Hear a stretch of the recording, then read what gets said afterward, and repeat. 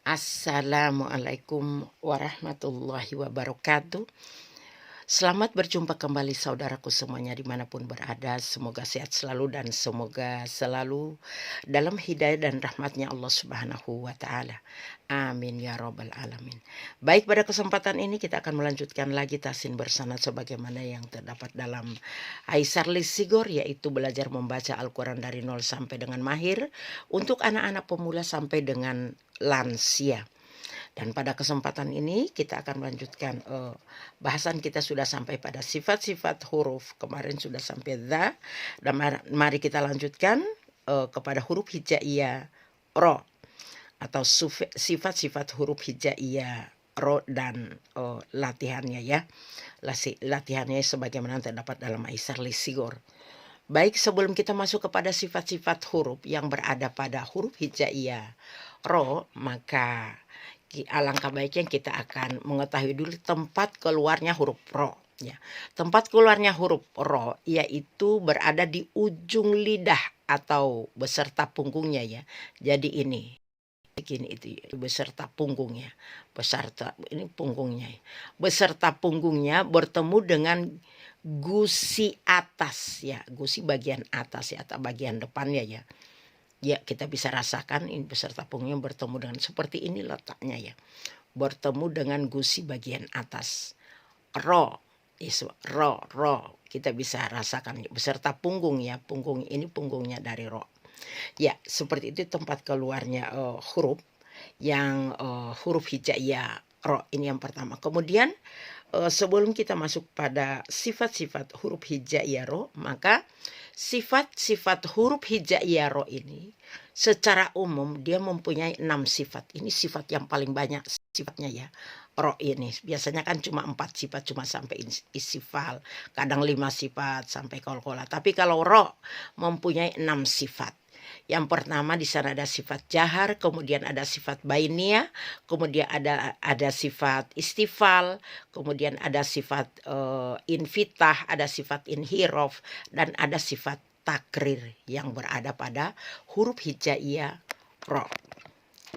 Baik, dari sifat-sifat huruf ini, maka pesan pertama yang perlu saya sampaikan sebelum kita membahas pada huruf-huruf satu persatu huruf hijaiyah ro pada mahrosnya dan sifat-sifatnya, yang perlu kita ketahui bahwa ketika kita mempelajari huruf hijaiyah ro ini tidak boleh otodidak, tidak boleh dipelajari sendiri.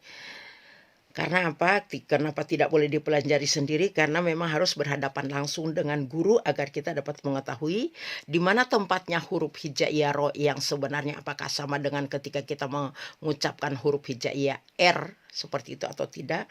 Maka ini harus ya, ini harus talaki ya. Jadi berhadapan langsung, belajarnya itu berhadapan langsung dengan guru agar kita lebih mengetahui dengan baik bagaimana cara atau tempatnya mengeluarkan huruf ro ya, kemudian bagaimana sifat-sifat yang ada di dalamnya. Apalagi dia mempunyai sifat yang cukup banyak ya, ada 6 sifat. Ini yang pertama. Kemudian yang kedua, bahwa tempat keluarnya huruf ro ini dia tidak sama ketika kita mengucapkan huruf alfabet yaitu huruf R. Kalau R dalam bahasa Indonesia itu kan banyak getarannya ya, R seperti itu ya. Lisan kita itu bergetar seperti ini, R seperti itu ya. Jadi melekat, keluar tempel lagi seperti itu, banyak getarannya ya. Maka ini kita tidak bisa samakan ketika kita mengucapkan R, tapi kita ada penerapannya atau cara menerapkan sendiri ya ketika kita membaca huruf hijaiyah ro ya, karena sifat huruf hijaiyah ro di dalam bahasa Arab itu memang sangat banyak. Kemudian selanjutnya kita perlu ketahui bahwa huruf hijaiyah ro ini dia berdekatan dengan huruf hijaiyah nun ya. Nun, kalau nun itu agak di depannya, ro agak mundur sedikit ya. Kalau nun di sini ya, nun sama ini ya, sifatnya itu, tempatnya itu berdekatan dengan nun ya. Kemudian selanjutnya yang perlu kita ketahui, mari kita bahas sifat-sifat huruf yang berada pada ro. Yang pertama yaitu sifat jahar. Ya, ini yang pertama sifat jahar yang berada pada ro. Mari kita bahas satu persatu bahwa sifat jahar itu pertama yang harus kita ingat bahwa ketika kita mengatakan jahar ini berkaitan dengan nafas, angin, suara ya. Bukan suara, nafas ya, nafas angin ya. Ketika kita melafazkan huruf ro. Lah ini adalah lawan dari ro itu adalah hamas. Jadi nafasnya harus mengalir atau udaranya harus mengalir atau anginnya harus mengalir. Tapi kalau jahar ini harus tertahan. Jadi lawan dari mengalir ya, dia harus tertahan. Jadi ketika kita melafazkan huruf ro, suaranya itu nafasnya itu harus tertahan. Dan sifat tertahan atau sifat jahar yang berada pada ro ini adalah sifat yang wajib ada, tidak boleh tidak ada. Jadi wajib ada ya sifat jahar ini ya. Ini yang pertama, dia wajib ada dan tidak boleh tidak ada yang pertama. Jadi berkaitan dengan nafasnya harus tertahan. Jadi pertama kita letakkan itu sudah tertahan nafasnya. Ya, kita letakkan seperti ini kemudian kita ucapkan ro. Itu yang dimaksud dengan jahar ya, tertahan nafasnya. Kemudian yang kedua mempunyai sifat bainia ya. Sifat bainia ini berkaitan dengan suara ya, suara. Tetapi kita sebelum kita membahas sifat bainia yang perlu kita ketahui bahwa sifat bainia itu mempunyai 3 sifat ya. Jadi 3 sifat suara ya, 3 sifat suara yang berada di sifat-sifat huruf ya. Sifat huruf yang berkaitan dengan aliran suara itu ada 3. Pertama, dia syiddah, suaranya harus tertahan. Yang kedua harus rohowa, lawan dari syiddah yaitu suaranya harus mengalir. Yang ketiga adalah sifat bainia. Bainia itu setengah tertahan, setengah mengalir. Artinya mempunyai sifat setengah sifat syiddah dan setengah sifat rohowa. Jadi maksudnya setengah mengalir dan setengah tertahan. Itulah yang disebut dengan sifat bainia. Ya. Kenapa sifat ro mempunyai sifat bainia? Artinya ketika kita mengucapkan huruf ro itu tidak boleh suaranya terlalu banyak mengalir dan tidak boleh juga suaranya terlalu banyak tertahan. Kalau terlalu banyak mengalir kita tidak dapat mengucapkan ro. Jadi gimana kalau terlalu banyak tidak keluar ro-nya. Tapi kalau juga kita terlalu banyak menahan juga ro-nya itu tidak keluar ya. Jadi sifat bainia atau sifat antara suara mengalir dan tertahan itu harus dimunculkan. Sehingga sifat bainia itu keluar. Contohnya seperti kita mengucapkan, jadi kita harus dengarkan dan kita harus dengarkan ketika mengucapkan huruf itu dan ketika harus menyimak dengan benar kemudian harus kita lihat seperti apa guru mengucapkan ro ya. Seperti ar-Rahman, bukan bukan, tapi itu sudah lengket di sini ya, sudah lengket di gusi ini ya, lidah kita ya berserta belakangnya ini sudah nempel. Ar-Rahman, tidak boleh kita ar-roh. Nah, itu terputus ya. Dia harus dialirkan karena setengah mengalir dan setengah tertahan. Ya itu tertahan sedikit kemudian dialirkan. Ar-Rahman, ar-Rahman, begitu. Enggak boleh kita mengucapkan ar-roh. Nah, ini terputus tidak mengalir ya. Jadi ada tertahan sedikit kemudian dialirkan. Ar-Rahman dan seterusnya. Ya itulah sifat ro yang berada pada itulah sifat bainia yang berada pada huruf hijaiyah ro. Jadi antara tertahan dan mengalir suaranya. Kemudian yang ketiga ya mempunyai sifat bainia. Mempunyai sifat istifal. Ya tadi sudah kita bahas bainia mempunyai sifat istifal dan sifat infitah. Ya. Ketika kita berbicara tentang istifal dan infitah ini tentu saja kita sudah teringat ya bahwa ro itu ya ro seperti ini sebenarnya kalau kita lihat dari bentuk ya, dari bentuknya ini ro ini harusnya termasuk pada huruf tebal ya, tapi kenapa dia tidak termasuk dalam huruf tebal atau huruf isti'la ya, tapi termasuk dalam istifal dan infitah. Ya, istifal itu kan suara harus diarahkan ke depan padahal dia keluar di dalam. Invita itu juga begitu, suara tidak boleh terkepung di dalam tapi dia harus keluarkan. Kalau ro ini memang mempunyai invita dan sifat istifal ya. Invita dan istifal. Kenapa? Karena ro itu tidak boleh digolongkan pada istilah itu karena dia kadang tebal, kadang tipis ro itu ya. Ya, tidak ajak ya, tidak terus-terus. Kenapa? Dikatakan kalau dia mempunyai sifat tebal, harusnya ini kalau dilihat dari gambar ini mempunyai sifat tebal. Tapi kenapa tidak dikatakan roh itu mempunyai sifat tebal? Karena dia kadang tebal, kadang tipis. Sedangkan yang dimaksud dengan istilah sifat tebal itu dia harus permanen. Dia harus wajib. Tidak boleh ya ketika di kasro dia ya tebal, di doma dia tebal, di fathah dia tebal. Tapi kalau ro ini kadang-kadang mempunyai sifat tipis, kadang mempunyai sifat tebal, kadang mempunyai sifat tipis dan tebal. Jadi kadang tipis, kadang tebal. Ketika di kasro kan dia mempunyai sifat tipis, ji,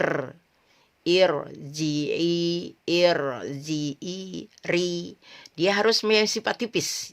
Ro itu kalau ketika kasro ya, baik di sukun maupun di fathah dia ri, mempunyai sifat tipis keluar di dalam sini. Tapi ketika di fathah dan di doma dia akan bersifat tebal, arroh keluar di dalam. Tapi kenapa kok tidak dikatakan sifat tebal? Tidak, karena kadang tipis kadang tebal. Karena dikatakan sifat tebal atau istilah itu dia permanen, harus ya, mau di kasro ataupun mau di doma mau di fathah harus tebal. Itulah kenapa ro mempunyai sifat istifal dan sifat invitah, tetapi bukan sifat istilah atau sifat tebal. Kalau seperti ho, hi, hu itu kan tebal semuanya. Jadi dia dimasuk kepada sifat istilah. Kalau ini mempunyai sifat istifal dan sifat invitah. Karena dia kadang tebal, kadang tipis ya. Jadi suara ketika ri, suara diarahkan ke depan. Ya, kecuali ketika di fathah ya, suara berada dalam ro. Ketika di doma juga or, sila, or, ya suara berada di dalamnya. Ya itu makanya dia disebut dengan kadang mempunyai sifat istifal, kadang mempunyai sifat invitah. Ya, seperti itu untuk pembahasan invitah. Kemudian yang keempat, ia mempunyai sifat invitah sudah. Inhirof yang kelima ya, mempunyai sifat inhirof. Nah, sifat inhirof ini kita harus ketahui bersama-sama bahwa sifat inhirof itu juga biasanya berada pada lam. Lam juga inhirof ya. Dia suara membelok ya. Ya, yang pertama kita ketahui pada sifat inhirof yang berada pada ro ini, memang jika diumpamakan suara, ya, jika diumpamakan suara ro itu dia merayap, ya.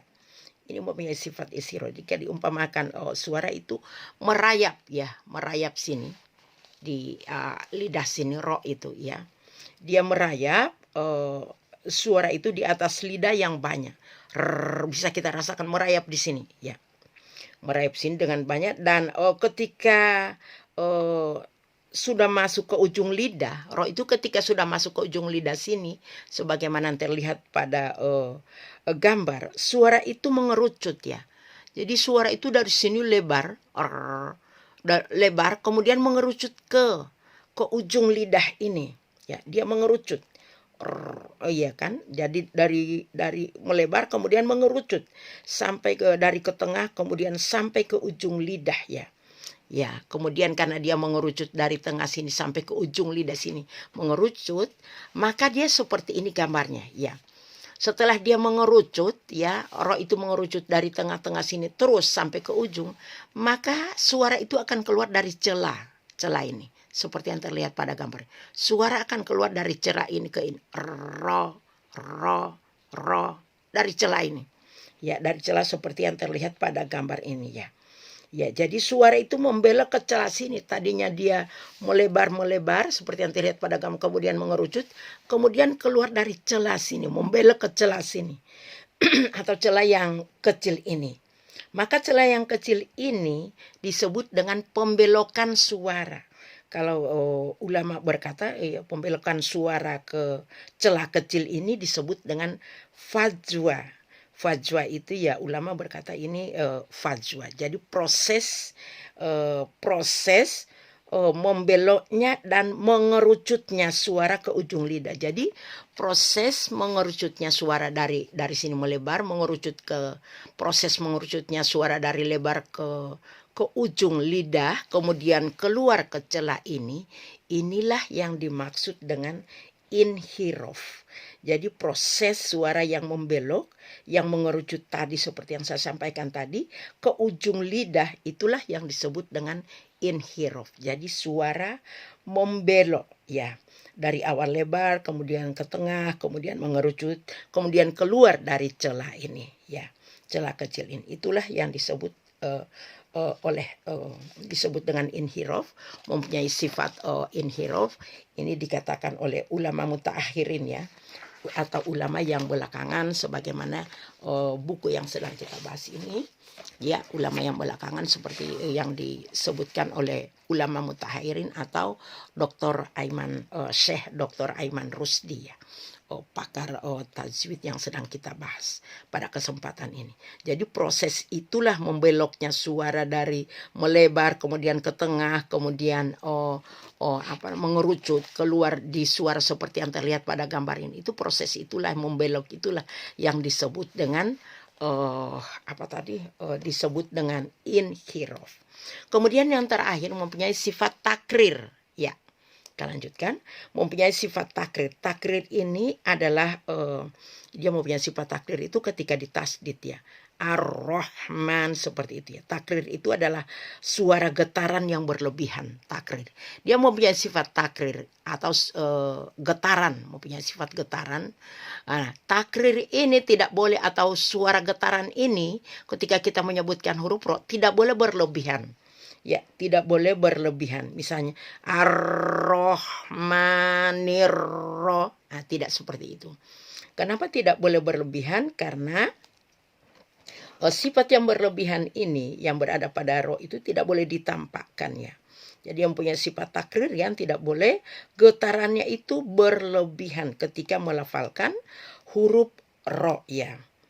Ya, dilarang getarannya itu berlebihan sampai dengan 2, 3, dan 4. Misalnya Ar-Rahman, Bismillahirrahmanirrahim, seperti itu tidak boleh. Jadi sifat takrir yang berada pada roh ini cukup satu getaran saja. Ar-Roh, ketika sudah ada getarannya, satu getaran, tidak boleh banyak, kemudian langsung masuk ke huruf hijaiyah berikutnya. Biasanya itu terjadi pada huruf hijaiyah ro yang bertasdid. Ar-Rahman, Nirrohim, tidak nirro tapi nirrohim ya, seperti itu.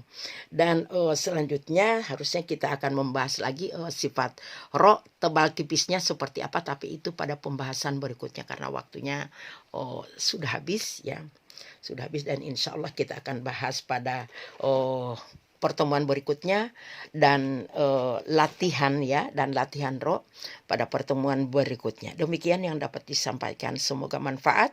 Subhanakallahumma wa bihamdika asyhadu an la ilaha illa anta astaghfiruka wa atubu ilaik.